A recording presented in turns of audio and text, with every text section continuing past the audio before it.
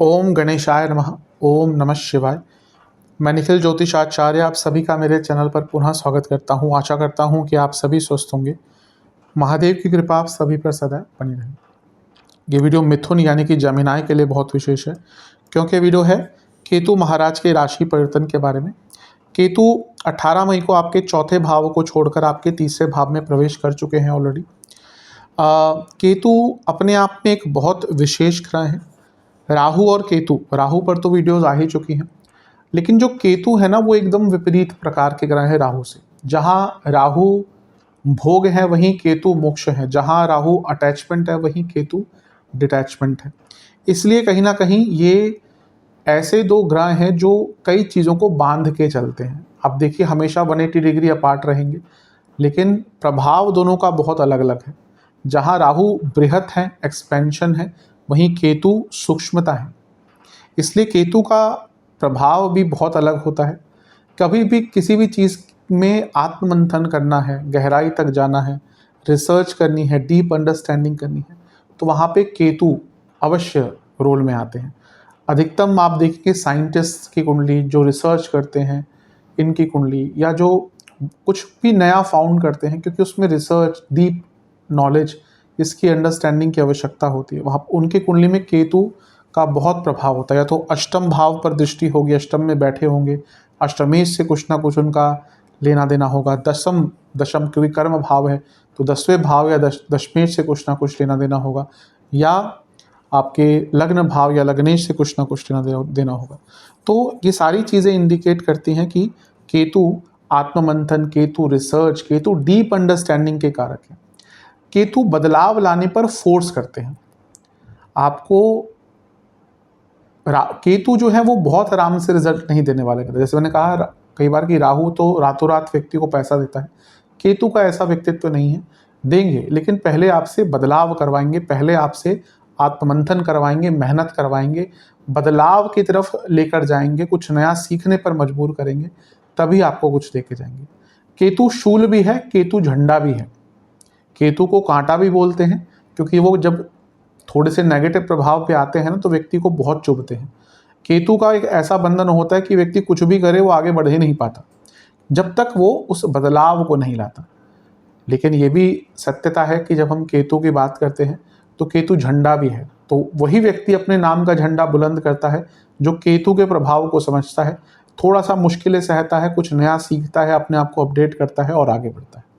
इसलिए ये कहना कि केतु सफलता नहीं दिला सकते, ये गलत है।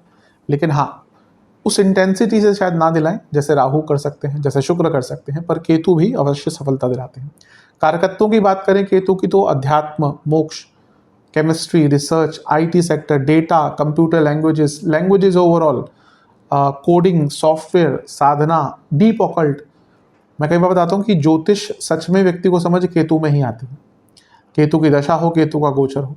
कई लोग आप में से जो कभी भी देखिएगा ना कि अगर बहुत ज़्यादा ज्योतिष में, बाकी सब चीज़ों में इंटरेस्टेड हुए होंगे ना, तो या तो आपके लग्न में या आपके पंचम में, नवम में, अष्टम में केतु का प्रभाव होगा गोचर का, या फिर उनकी दशा अंतरदशा चल रही होगी, या कहीं ना कहीं लग्नेश या चंद्रमा पर प्रभाव होगा। तो ऐसे टाइम पर व्यक्ति जाता है इन सब चीज़ों में। ये एक गलत मिथ है कि केतु पैसा नहीं दे सकते, लेकिन जैसा मैंने कहा केतु में भी उस इंटेंसिटी से ना दे, लेकिन बदलाव कर कर अवश्य आपको धन दे सकते हैं।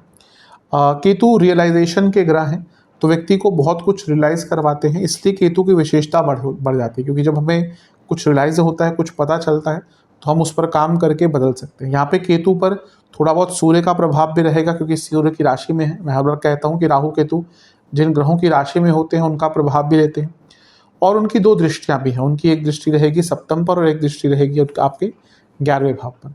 तो क्या क्या इस चीज़ का इम्पैक्ट रहेगा जीवन पर, हम यही विवेचना करेंगे। वीडियो एक संगठित रूप में आपके सामने आ सके तो इसको मैंने कुछ प्रमुख भागों में बांट लिया है। पॉजिटिव्स, फिर नेगेटिव्स, फिर सेहत और उपाय। लग्न राशि या चंद्र राशि मिथुन है, दोनों ही गाइडेंस के लिए राशि को देख सकते हैं। मैं फिर से समझाने की कोशिश कर सकता हूँ, राशिफल अलग अलग नहीं बन सकते। कई लोग पूछते हैं ये लग्न से है, राशि से है। अगर आपकी लग्न राशि है, उठा के देख लीजिए केतु कहाँ पे आएंगे, तीसरे घर में। चंद्र राशि मिथुन है, कहाँ पे आएंगे केतु? तीसरे घर में। तो राशिफल क्या होता है ना, राशिफल कोई आपकी कुंडली का पर्टिकुलर विवेचन नहीं होता, एक सामान्य आधार पे दिए जाते हैं। मेरा मत है लग्न से देखिए, नहीं पता तो चंद्र राशि से देखिए, या जहाँ से आपको ज़्यादा रिलेट करता है। कुछ लोग अपने दोनों से देखते हैं कि भाई मेरा लग्न यह राशि है, लग्न वास्तविकता के पास है, चंद्र राशि मन के पास है या मन का आधार है। तो अगर आपको पता है दोनों, तो दोनों से भी देख सकते हैं, अलग अलग होगा दोनों का, किसी का लग्न मिथुन होगा तो किसी की राशि सिंह होगी, तो दोनों को ऑब्जर्व। मैं हमेशा कहता हूँ राशिफल जनरल गाइडेंस के लिए है, तो जहाँ से आपको सूट करता है, लगता है कि यहाँ से मुझे रिलेट कर रहा है, दोनों से देखना चाहिए, तो दोनों से देख सकते हैं। क्योंकि ऐसा तो नहीं है कोई व्यक्ति रोज़ ज्योतिष के पास जाएगा, तो एक गाइडेंस के लिए क्या करें, वहाँ पे अगर जितना आपको कोई रिलेट कर पाता है, जहाँ से रिलेट कर पाता है, वहाँ से इसको देख सकते हैं। तो शुरू करते हैं इससे राशिफल। शुरू करेंगे पॉजिटिव से। सबसे पहले केतु कहाँ पे आ रहे हैं? केतु आपके तीसरे घर में आ रहे हैं। ये one of the best positions है केतु के लिए, मतलब कि केतु के लिए एक अच्छा इसको पोजीशन माना जाता है।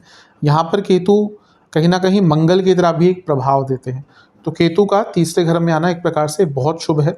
ये जब भी कोई ग्रह अपने किसी कंफर्टेबल स्थान में बैठता है ना, तो वो अच्छा रिजल्ट देता है, तो यहाँ पे केतु अच्छा रिजल्ट देंगे। दूसरा पॉइंट, जैसा मैंने कहा, यहाँ पे ऑलमोस्ट मंगल की तरह रिजल्ट देते हैं। ज्योतिष में कई जगह लिखा आता है राहु वध शनि, केतु वध मंगल, यानी कि राहु थोड़ा शनि के साथ है, राहु थोड़ा शनि के प्रकार हैं और प्रकार से रिजल्ट देते हैं, और केतु थोड़ा सा मंगल के प्रकार से रिजल्ट देते हैं।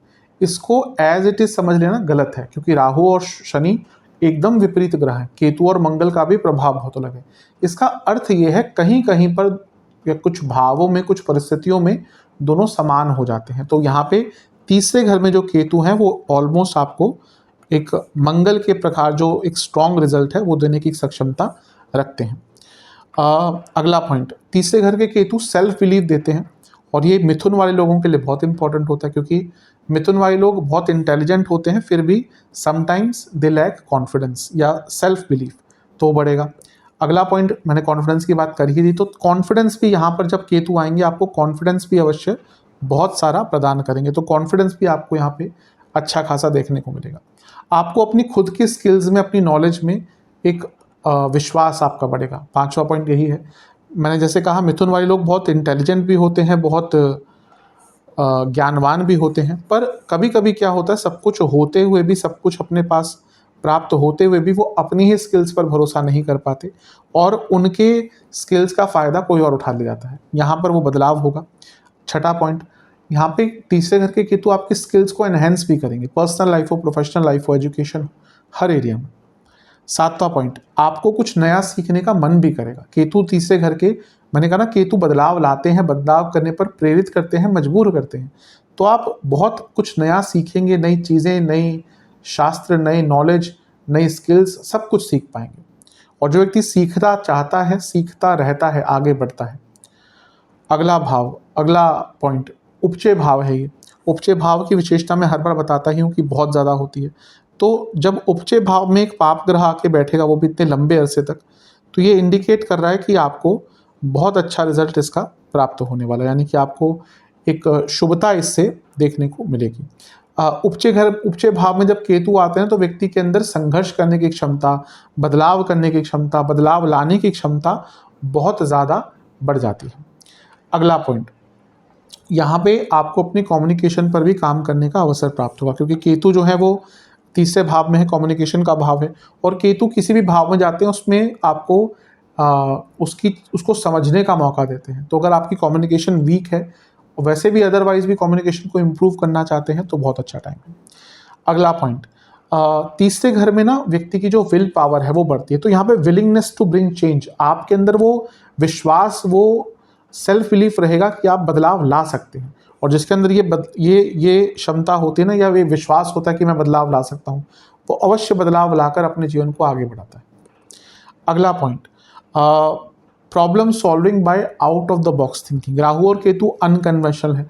तीसरा भाव प्रॉब्लम सॉल्विंग के लिए बहुत इंपॉर्टेंट है। जब केतु यहाँ पे आएंगे ना, आप देखिए आपकी कई प्रॉब्लम आप अपने अलग विचारों के कारण, अगले अलग सोच के कारण बहुत आराम से सॉल्व कर पाएंगे। 12वां पॉइंट, रिस्क टेकिंग एबिलिटी। अब यहाँ पे अब मंगल होते हैं ना, यहाँ पे राहु होते हैं, तो वो व्यक्ति हर चीज़ में रिस्क लेता है। केतु रिस्क आपको उसी चीज़ में लेने पर मजबूर करेगा जिसमें आपको नॉलेज अच्छी है। Rahu unknown area, unknown territory में जाने वाला ग्रह है।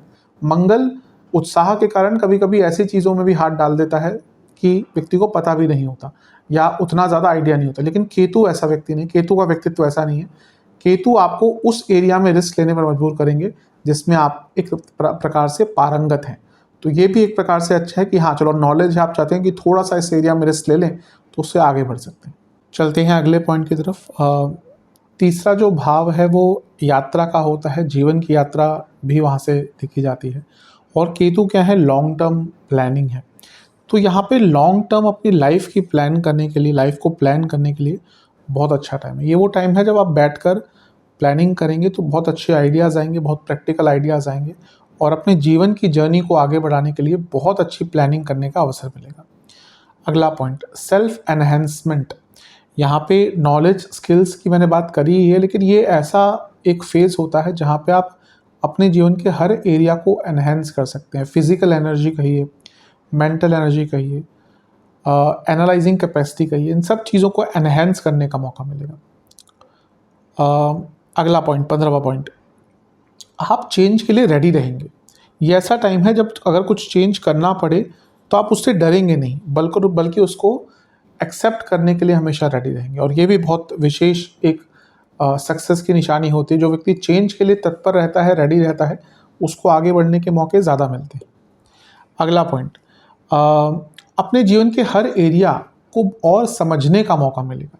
मैंने कहा ना केतु अंडरस्टैंडिंग का एक अवसर देते हैं, तो यहाँ पे जब केतु आएंगे तो आपको अपने जीवन के हर एरिया को समझने का मौका देंगे। अगला पॉइंट, फिजिकल हेल्थ और मेंटल हेल्थ की जो अलाइनमेंट होती है वो तीसरे घर से देखी जाती है। तो यहाँ पर जब तभी मैंने यहाँ पे मंगल बहुत अच्छा रिजल्ट देते हैं। ऐसा व्यक्ति की फिजिकल ऊर्जा और मेंटल ऊर्जा बहुत अच्छी मैच होती है, वो जो सोचता है वो कर पाता है। वैसे ही केतु भी यहाँ पे फिजिकल और मेंटल ऊर्जा को, एनर्जी को अलाइन करके आपको आगे बढ़ने का अवसर प्राप्त करवाएंगे। अगला पॉइंट, यहाँ पे आपको अपनी खुद की कैपेबिलिटीज़ समझ आएंगी। कभी कभी होता है हम अपनी कैपेबिलिटीज़ को नहीं समझ पाते, हमें पता ही नहीं होता कि हमारे अंदर क्या क्या खूबियाँ हैं। ये वो टाइम है जब आप उस खूबी को समझ पाएंगे। अगर करियर की तरफ चलें, देखिए तीसरा भाव क्या है, स्किल्स का भाव है और केतु क्या है, स्किल्स के कारक है। तो ये बहुत इम्पॉर्टेंट है कि यहाँ पर जब केतु आएंगे तो आपकी स्किल्स को एनहेंस करेंगे। और बड़ी चीज़ ये भी है कि यहाँ पर नई स्किल्स भी सीख पाएंगे, पुरानी जो स्किल्स आपने सीखी हुई हैं उनका भी इस्तेमाल कर पाएंगे। और क्योंकि यहाँ पे सूर्य का प्रभाव भी है तो ये जो स्किल्स हैं उनके कारण आपको अपने करियर में अच्छा रिजल्ट मिलेगा और सूर्य के प्रभाव के कारण आपका नाम भी बनेगा। जैसे मैंने शुरू में इंट्रोडक्शन में कहा था कि केतु पर सूर्य का प्रभाव भी थोड़ा बहुत रहेगा क्योंकि सूर्य की राशि में है। तो ये बहुत विशेष है। लोग आपके ऊपर विश्वास करना शुरू कर देंगे। जहाँ आपका विश्वास अपने ऊपर बढ़ा वहीं पर लोग भी आपके ऊपर विश्वास करना शुरू कर देंगे। और ये होता है जब हम अपने ऊपर विश्वास रखते हैं तो लोग भी कहीं ना कहीं हमारे ऊपर विश्वास दिखाते हैं। एक प्रकार से जो सूर्य का प्रभाव है ना यहाँ पे, ये आपकी गुडविल को बढ़ाएगा। आपकी जो मैनेजमेंट है उनका ट्रस्ट आपके ऊपर बढ़ेगा, आपकी जो बॉसेस है उनका ट्रस्ट आपके ऊपर बढ़ेगा और एक प्रकार से नए रोल्स और नई रिस्पॉन्सिबिलिटी भी आपको प्राप्त होंगी। सप्तम पर केतु का प्रभाव है तो बहुत संभावना है कि आपको नई रोल्स एंड रिस्पॉन्सिबिलिटी यहाँ पे प्राप्त होंगी। धीरे धीरे करके आप देखेंगे कि मैंने कहा था ना केतु एकदम सडन नहीं देते, लेकिन धीरे धीरे करके आपके जो स्टेटस है, आपका जो स्टेटस है करियर का ना, वो राइज होना शुरू हो जाएगा।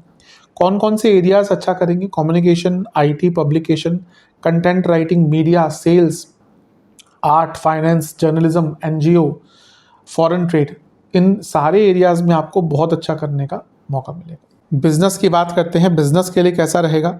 बिजनेस पे तो डायरेक्ट इम्पैक्ट केतु का पड़ रहा है। सप्तम से एक तो त्रिकोण में है और केतु की दृष्टि सप्तम पर है, तो ये डायरेक्ट इम्पैक्ट बिजनेस पर पड़ रहा है। केतु का प्रभाव जैसे मैं शुरू से कहता रहा हूँ चेंजेस लाने पर मजबूर करेगा या आपको स्ट्रक्चरल चेंजेस अपने बिजनेस में लाने पर मजबूर करेगा। कम्युनिकेशन बेटर होगी, नई पार्टनरशिप्स का टाइम है, नए एसोसिएशंस का टाइम है। आपको अपने प्रोडक्ट और सर्विसेज के बेटरमेंट पर काम करने का मौका मिलेगा। R&D कर पाएंगे, उनकी क्वालिटी इम्प्रूव कर पाएंगे। आप जो भी प्रोडक्ट हैं, जो भी सर्विसेज आप प्रोवाइड करते हैं, उसकी जो क्वालिटी है उसको एक अलग स्केल पर लेके जाना, उसको बेटर स्केल पर लेके जाना, उसका अवसर प्राप्त होगा। कस्टमर की अंडरस्टैंडिंग, कभी कभी होता है कि व्यक्ति सोचता है कि मैं बहुत अच्छा बिजनेस कर रहा हूँ या मेरा प्रोडक्ट बहुत अच्छा है, सर्विसेज बहुत अच्छी है, पर वो कस्टमर को नहीं समझ पाता। जो कस्टमर को नहीं समझ पाता वो बिज़नेस नहीं कर सकता। तो यहाँ पर कहीं न कहीं एक प्रकार से बिज़नेस में कस्टमर अंडरस्टैंडिंग अच्छी होगी। केतु, जैसा मैं हमेशा कहता हूँ, टेक्निकल एडवांसमेंट है, तो नई टेक्नोलॉजी का उपयोग करके बहुत आगे बढ़ पाएंगे। प्रॉफिट भी आपका थोड़ा सा इंक्रीज होगा और हाँ, कॉस्ट रिडक्शन भी आप अपने बिजनेस में कर पाएंगे। कौन कौन से एरियाज अच्छा रहेंगे इसमें करेंगे? Travel, tourism, hospitality, publication, matrimony से जुड़ा कुछ कार्य करते हैं, अगर आप लॉ संबंधित, फाइनेंस संबंधित कुछ करते हैं, इंश्योरेंस, एग्रीकल्चर से जुड़ा आपका कोई बिजनेस है, अगर आप ब्यूटी प्रोडक्ट्स से जुड़ा कुछ बिजनेस करते हैं, स्पोर्ट्स इंडस्ट्री से जुड़ा कुछ बिजनेस है, अगर आप फैशन से जुड़ा, कॉस्मेटिक्स से जुड़ा, सोशल मीडिया से जुड़ा, मार्केटिंग से जुड़ा कुछ भी बिजनेस करते हैं, तो इन सारे ही एरियाज़ में आपको बहुत लाभ होगा। सूर्य का प्रभाव देख लेते हैं क्या पड़ेगा। जैसे मैंने कहा सूर्य का इम्पैक्ट है केतु पर, तो केतु का है तीसरे घर में है और सूर्य तीसरे भाव के स्वामी है। तो ये जब तीसरा भाव है ना, तो ये स्किल्स, कॉन्फिडेंस तो है ही, लेकिन सूर्य जब आ गए तो एनर्जी भी आ गई। जब सूर्य का प्रभाव है तो एनर्जी भी आ गई। और यहाँ पर सूर्य के प्रभाव के कारण नेम, गुडविल, सूर्य क्या है? प्रकाश है। तो आपके स्किल्स, आपकी नॉलेज को प्रकाशित करते हुए आपका नाम, पहचान बनाने वाले हैं। विल पावर बढ़ेगी, बड़ा काम करने का मौका मिलेगा। ये सूर्य का प्रभाव भी बहुत अच्छा रिजल्ट देगा। आप यकीन मानिए, अगर आपने इस केतु के प्रभाव को समझ लिया, ये 1.5 साल के अंदर अंदर आप अपनी एक ऐसी पहचान बना लेंगे जिससे लोग आपको बहुत टाइम तक जान पाएंगे। एक अलग आइडेंटिटी बनाने का मौका मिलेगा। अब दृष्टियों की तरफ आ जाते हैं। एक बार केतु की 3 दृष्टियां होती है। एक पड़ेगी उनकी 7वें भाव पर। ये अपनी इमेज रीबिल्ड करने का टाइम है। अगर आपको अपनी इमेज दोबारा ठीक करनी है, रीबिल्ड करनी है, बिल्ड करनी है, अच्छा मौका है। बिजनेस स्टार्ट करना है, बिजनेस इंप्रूव करना है, बहुत अच्छा मौका है। End of a bad marriage, कभी कभी होता है शादी अच्छी नहीं चल रही होती, अब उसको ख़त्म करना किस प्रकार से है, किस प्रकार से आगे बढ़ना है, वो भी यहाँ पर केतु ही करवाएंगे। कभी कभी होता है नहीं शादी अच्छी चल रही, अब आज प्रोविज़न है अगर लॉ के द्वारा कि चलो अगर आपको लगता है आपकी मैरिज अच्छी नहीं चल रही और उसको ख़त्म करना चाहते हैं, तो वो प्रोविज़न क्या है? लीगल प्रोविज़न, डाइवोर्स है। तो उस डाइवोर्स की तरफ आगे बढ़ने का और उसको ख़त्म करने का, एक बैड मैरिज को, end of a bad marriage, उसका योग बहुत अच्छा बनता है। करियर में बहुत नए नए रोल्स मिलेंगे, उनको एक्सेप्ट करके आगे बढ़ सकते हैं। और प्रैक्टिकल सोशल लाइफ, इसका मतलब क्या है कि आप उन लोगों के साथ उठना बैठना शुरू कर देंगे जो आपको प्रैक्टिकली आपके जीवन को, करियर हो, बिजनेस हो, फाइनेंसेस हो, उसको आगे लेके जाने पे मजबूर करेंगे। अच्छे लोगों के साथ या उन लोगों के साथ आप उठते बैठते हैं। मैं भौतिक जीवन के लिए कह रहा हूँ। पर्सनल लाइफ में तो देखिए दोस्त आदि अलग ही प्रकार होते हैं, उनमें कुछ ऐसी चीज़ें नहीं देखनी चाहिए। पर जहाँ तक भौतिक जीवन है, वहाँ पे आपका सोशल सर्कल ऐसा होना चाहिए जहाँ पे आप उनके साथ उठे बैठे जो एक ऐसा दृष्टिकोण रखते हैं जो आपको आगे लेकर जा सके। यहाँ पे होगा 7म भाव पर प्रभाव है केतु का, तो लग्न से 7म है तो ये पूर्णता लाता है। तो आपको ना ये रियलाइज़ होगा कि हाँ, मुझे क्या करना है जीवन में जो पूर्णता लेकर आएगा। अपनी डिस्ट्रैक्शंस और अपनी एडिक्शंस से निकलने का मौका मिलेगा। अगली दृष्टि है उनकी 11वें भाव पर, ये उनकी 9वीं दृष्टि है। पंचम पड़ी 7म पर तो 9वीं पड़ी 11वें पर। ये सोर्स ऑफ इनकम में चेंज लाता दिखता है। तो यानी कि हो सकता है आप में से कई लोग जॉब से बिजनेस की तरफ आएँ, या हो सकता है कोई लोग बिजनेस और एक्सपेंड करने की कोशिश करें। कभी कभी ये भी होता है कि किसी का बिजनेस अच्छा नहीं चल रहा, वो कहेगा कि मेरे को बिजनेस बंद तो नहीं करना, लेकिन मैं ये सोच रहा हूँ कि छोटी मोटी कोई पार्ट टाइम जॉब मिल जाए, कोई वर्क फ्रॉम होम जॉब मिल जाए। तो एक प्रकार से नया source of income, change of source of income भी बनता है। ये 3-11 का जो एक्सेस है, ये आपको बहुत कुछ नई स्किल्स इम्प्रूव करने का, सीखने का मौका देगा। और ऐसी स्किल्स जो बहुत रेडिली इम्प्लीमेंटेबल हो, बल्कि एकदम आपने सीखा और उसका उपयोग कर लिया। कई बार तो हम सीखते रहते हैं, कुछ उसका कोई उपयोग नहीं होता, पर यहाँ पे ऐसा नहीं होगा। ये 2 उपचय भावों का कनेक्शन है, यानी कि आप बहुत आराम से अपने जीवन में आगे बढ़ पाएंगे। आपको ये पता होगा कि क्या रिक्वायरमेंट है जीवन की, और उस रिक्वायरमेंट के हिसाब से आप उस पर काम करते हुए अपने जीवन को आगे बढ़ा पाएंगे। नए प्रकार से पैसा कमाने के लिए भी केतु का जो गोचर है ये बहुत अच्छा रहेगा। केतु जो है वो 4थे भाव से 12वें में है। अगर कोई बहुत डिस्प्यूटेड प्रॉपर्टी है, या कोई प्रॉपर्टी बस आप निकालना चाहते थे, आप चाहते थे कि भाई निकल जाए, भले ही कम में जाए, निकल जाए। कई बार होता है गलत जगह पैसा डाल देते हैं हम, फिर हम सोचते हैं भाई उतने में निकल जाए जितने में ली थी, वो भी काफ़ी है मेरे लिए, या फिर जितना एंटिसिपेट कर रहे हैं उससे कम रेट पे भी निकल जाए, लेकिन आप चाहते हैं कि उससे कैश वापस आ जाए आपका। बहुत अच्छा मौका है। पंचम से 11वें में है तो स्टूडेंट्स को बहुत कुछ सीखने का मौका मिलेगा। छठे से केंद्र में यानी कि 10वें में है तो अगर आपका कोई बहुत पुराना कोर्ट केस चल रहा था वो यहाँ पे ख़त्म हो सकता है। सप्तम से नवम में उनका होना यानी कि नई टेक्नोलॉजी अपने बिजनेस में और अपने जीवन में उपयोग करना सीखेंगे। अष्टम से अष्टम में है, ये इंडिकेट करता है जो इनफर्टाइल कपल्स हैं मतलब कि जिनको फर्टिलिटी के इश्यूज हो रहे हैं उनको यहाँ पर मेडिकल हेल्प से आगे बढ़ने का अवसर प्राप्त होगा। नवम से सप्तम यानी कि फादर का कोई रुका हुआ कार्य था वो पूर्ण हो सकता है। 10वें से छठा यानी कि आप बहुत कॉम्पिटिटिव रहेंगे कार्य क्षेत्र में। और 11वें से पंचम यानी कि जैसे मैंने अभी थोड़ी देर पहले ही कहा, इनकम ज़्यादा करने के नए नए अवसर आपको प्राप्त होंगे या खुद आप अपनी स्किल से उनको बनाएंगे। चलते हैं नेगेटिव पॉइंट्स की तरफ। सबसे पहला तो ओवर प्लानिंग, जिनके कुंडली में बुध बृहस्पति खराब है उनके लिए ज़्यादा होगा। ओवर प्लानिंग बहुत करेंगे। भाई बहनों से रिश्ता खराब होगा। एंसेस्ट्रल प्रॉपर्टी के इश्यूज आने के बहुत योग हैं। कई बार मैंने देखा है कि चौथे घर में केतु, तीसरे घर में केतु, इस टाइम में भाई बहनों के बीच में, भाई भाइयों के बीच में एंसेस्ट्रल प्रॉपर्टी के इश्यूज आते हैं। ऐसे रिश्ते जो या ऐसे लोग जो बचपन में यंग एज में एक दूसरे के बिना रह नहीं सकते, वो एंसेस्ट्रल प्रॉपर्टी के लिए कभी कभी एक दूसरे के बहुत बड़े दुश्मन बन जाते हैं। तो वो खैर समय है इस प्रकार का, लेकिन यहाँ पे वो इश्यूज आ सकते हैं। मिसकम्युनिकेशन बहुत होगा पर्सनल लाइफ में, प्रोफेशनल में उतना नहीं। पर्सनल लाइफ में भी आप अपने आप को ना एक्सप्रेस नहीं कर पाएंगे। आपके मन में जो चीज़ें चल रही होगी आप उसको ढंग से एक्सप्रेस नहीं कर पाएंगे।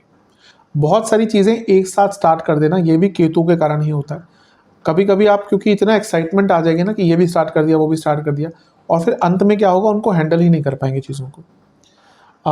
मैरिड लाइफ में प्रॉब्लम्स आएंगी, सप्तम पर प्रभाव है। और वैसे देखिए तो शनि भी देख रहे हैं तो ये तो एक प्रकार से करेला और नीम चढ़ा हो गया, तो मैरिड लाइफ में प्रॉब्लम्स आएंगी ही।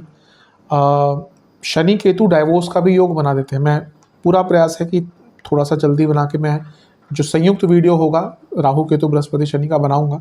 पर एक प्रकार से जैसे देखा जाए तो ये दिखाता है कि डाइवोर्स की तरफ बहुत लोगों की जीवन जा सकता है यहाँ पे। लव लाइफ में क्या होगा ना कि आपको लगेगा ग्रोथ ही नहीं हो रही। पंचम से 11वें में केतु है, आपको लगेगा एकदम स्टैग्नेट हो गया। और जो कपल्स ये देखेंगे कि भाई आगे शादी दिख ही नहीं रही इस व्यक्ति के साथ, तो वो फिर ब्रेकअप भी कर लेंगे। कभी कभी होता है रिलेशनशिप स्टार्ट हो जाता है अट्रैक्शन से, बहुत चीज़ों से, लेकिन फिर लगता है कि भाई इस व्यक्ति के साथ फ्यूचर नहीं है मेरा। यहाँ पे कई लोगों के साथ ऐसा योग देखने को मिलेगा। बॉसेस से थोड़े से मिसकम्युनिकेशन होते रहेंगे। कलीग्स आपको बहुत, हाँ ये है कि वो तंग करने की कोशिश करेंगे, कर नहीं पाएंगे ज़्यादा, केतु तीसरे घर में, लेकिन कलीग्स निरंतरता से आपके लिए ना प्रॉब्लम्स क्रिएट करेंगे। कभी कभी केतु तीसरे घर में ना व्यक्ति को किसी स्किल सीखने के चक्कर में, कुछ ज्ञान प्राप्त करने के चक्कर में एक टॉपिक में इतना डीप ले जाते हैं ना कि वो बाकी चीज़ों को भूल जाता है, और उसके कारण भी जीवन में थोड़ी प्रॉब्लम आ सकती है। पुराने दोस्तों से आपके कॉन्फ्लिक्ट्स होना शुरू हो जाएंगे। नए दोस्त बनेंगे प्रैक्टिकल लाइफ में, भौतिक जीवन में, पर जो पुराने दोस्त हैं उनसे थोड़े कॉन्फ्लिक्ट्स हो सकते हैं। आप चीज़ों को बहुत अच्छी तरह से प्लान आउट करेंगे, पर आप देखेंगे कभी कभी ना एकदम जब उनको पूर्ण आकार देना होता है, कभी कभी तो इनिशिएट करने में भी आपको डिले हो सकते हैं। जेलसी बहुत रहेगी स्पेशली कलीग्स के अंदर, और आपके अपने जो फैमिली मेम्बर्स हैं, इमीडिएट फैमिली को नहीं कहूँगा लेकिन जो बाकी लोग हैं उनके अंदर बहुत जेलसी रहेगी। और हाँ, पड़ोसियों से आपके बहुत कॉन्फ्लिक्ट्स होंगे। आप देखेंगे अगले 1.5 साल में आपके पड़ोसियों से आपके निरंतर कॉन्फ्लिक्ट्स होना शुरू हो जाएंगे। सेहत की तरफ चलते हैं। ENT की प्रॉब्लम बहुत रहने वाली है, ईयर नोज थ्रोट। कई लोगों को थायराइड डायग्नोज होगा। थायराइड ऑलरेडी है आपको, 2 प्रकार के होते हैं, हाइपर और हाइपो, जितना मुझे पता है। दोनों में से ही अगर ऑलरेडी कंडीशन है आपको तो दिक्कत बढ़ेगी। ग्लैंड्स की प्रॉब्लम, ग्रंथियों से जुड़ी प्रॉब्लम, शोल्डर में पेन, शोल्डर में कोई ना कोई इशू, टॉन्सिलाइटिस, ब्रोंकाइटिस, ये इश्यूज रहेंगे। किडनी संबंधित रोग, गॉल ब्लैडर संबंधित रोग तंग करेंगे। स्प्लीन की प्रॉब्लम, हर्निया के रोग कई लोगों को यहाँ पे हो सकते हैं। इम्पोटेंसी, इनफर्टिलिटी, साइकोलॉजिकल डिसऑर्डर्स बहुत लोगों को तंग करेंगे यहाँ पे। जोड़ों का दर्द भयंकर, कई इवन यंगस्टर्स भी हैं जो यहाँ पे ना, उनको भी जोड़ों का दर्द बहुत जल्दी अनुभव हो सकता है। वेरिकोस वेन्स की प्रॉब्लम रहेगी। न्यूट्रिशनल एब्जॉर्प्शन, हाँ केतु का प्रभाव कभी कभी क्या करता है, जैसे तीसरे घर में भी है तो ना बॉडी की जो nutritional capacity, nutritional absorption capacity होती है वो कम हो जाती है। कि आप खाना खा रहे हैं लेकिन क्या बॉडी उसमें से न्यूट्रिएंट निकाल पा रही है। ये कभी कभी केतु का प्रभाव नेगेटिव होता है। हार्मोनल इश्यूज हो सकते हैं और बॉडी में म्यूकस बहुत बनता है, कफ बहुत बनता है और मसल वीकनेस भी यहाँ पर तंग कर सकती है। उपाय की बात करते हैं, 3 उपाय आपको करने हैं। पहला उपाय गणेश जी का है, मंदिर में भी कर सकते हैं, घर में भी कर सकते हैं, वैसे मंदिर जाके करें तो अच्छा है। 4 बुधवार इस उपाय को करना है। एक पात्र में दूध, चंदन का पाउडर, शहद, सफ़ेद तिल लेने हैं, इससे गणेश जी का अभिषेक करना है और अभिषेक करने के बाद जलाभिषेक कीजिएगा उनका। फूल अर्पण कीजिएगा, पुष्प अर्पण कीजिएगा, गुलाब के भी कर सकते हैं, कोई और भी कर सकते हैं। और इसके साथ ही उनको मोदक का भोग, अगर मोदक आपको आते हैं बनाने, आप आसपास मिल जाते हैं, वैसे नहीं तो लड्डू भी लगा सकते, लड्डू भी बना। मोदक जो महाराष्ट्र साइड में चढ़ते हैं या उनको प्रिय हैं, मोदक प्रिय गणेश जी का एक नाम है, तो मोदक उनको चढ़ाएं तो अच्छा है। अदरवाइज़ लड्डू भी चढ़ा सकते हैं और घर में बनी कोई भी गुड़ की मिठाई वो भी अर्पण कर सकते हैं। और उसके बाद आपको ओम वक्रतुंडाय नमः मंत्र का 108 बार जाप करना है। ये उपाय आपको 4 बुधवार करना है। किसी ने कमेंट में पूछा था कि जो जल या अभिषेक में हम अर्पण करते हैं उसको क्या करें। देखिए, मंदिर में तो वो बह जाता है, आगे चला जाता है। घर में भी अगर आपके पास ऐसी चीज़ें हो, फूल आदि हो, इसको निर्मल्य कहते हैं, यानी कि उसको आप ग्रहण नहीं कर सकते। तो उसको कहीं पे, जैसे अगर कोई जगह है आसपास, अब जल आदि है, दूध आदि है, तो उसको अगर आपके घर में कोई पौधा आदि है, अब तुलसी को छोड़कर बाकी कोई नॉर्मल पौधा है उसमें डाल सकते हैं। बाकी जो फूल आदि हैं उसको भी जैसे रिसाइकल इन द सेंस कि आप कहीं मिट्टी में डाल दीजिए, कहीं अंदर गाड़ दीजिए, उस प्रकार से करेंगे तो अच्छा है। अदरवाइज़ कोई ऐसी जगह है जहाँ पे वो आप छोड़ के आ सकते हैं तो वहाँ पे कर सकते हैं। निर्मल्य होता है अनटिल अनलेस कोई पंडित जी जहाँ पे मंदिर है, वो पंडित जी आपको खुद वो चीज़ें नहीं अर्पण वापस देते। अदरवाइज़ जब आपने चढ़ा दिया शिवलिंग पर या बाकी चीज़ों पर तो वो निर्मल्य हो गया। दूसरा उपाय 2 अमावस्या करना है। आपको महादेव का अभिषेक करना है। किस चीज़ से? दूध, उसमें सफ़ेद और काले तिल, थोड़े थोड़े जौ के दाने, इससे अभिषेक करना है। और ओम जटाधराय नमः, इस मंत्र का आपको 108 बार जाप करना है। 2 अमावस्या करना है और 2 पूर्णिमा आपको गुड़, चावल और तिल के तेल का दान करना है। ये उपाय करेंगे अवश्य आपको बहुत अच्छे रिजल्ट मिलेंगे। आशा करता हूँ कि वीडियो काम आएगी। चैनल पर नए हैं सब्सक्राइब कीजिए, वीडियो को लाइक कीजिए। मिलता हूँ अगली वीडियो में, तब तक के लिए ओम नमः शिवाय।